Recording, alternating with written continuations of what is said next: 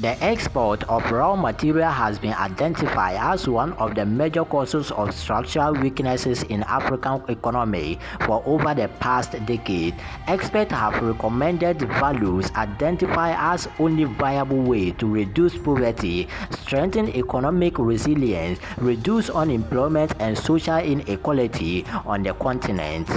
Most African countries are highly dependent on raw material export, which they later import significantly expensive. The little foreign currencies earned from raw material export is later spent on expensive imports. Despite the vulnerability of these circumstances and the expert recommendations to developing processing industrial base to reduce excessive dependency on raw material export and importing consumer goods, there has been little appetite effort to implement drastic change. A number of African countries have come up with policies aimed at restricting the export of raw materials resources.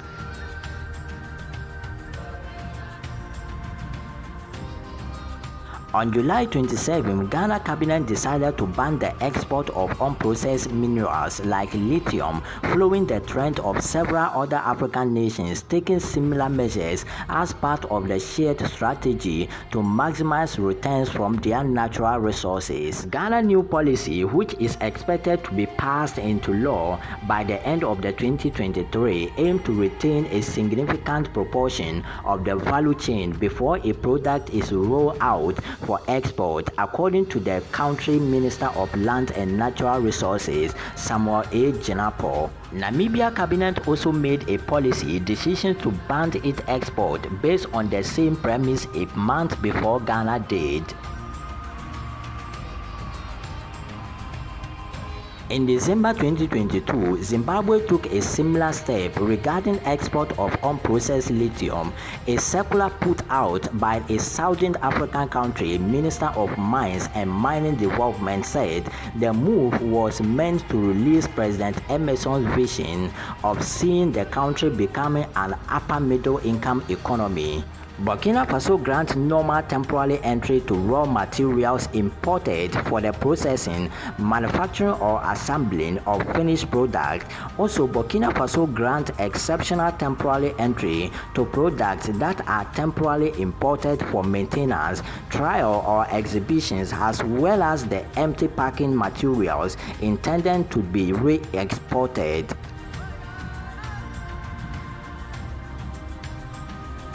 Since 2000, African governments have responded with bans on exporting materials raw to reduce their historical dependence on Western control market and taking concrete steps to add value to minerals, agriculture, forest resources to develop internally. The late president of Zimbabwe, Robert Mugabe, captured this sentiment well in an address to the Southern African Development Community. He said, if Africa remained export of raw materials, the continent will never go anywhere, whilst other economies flourish.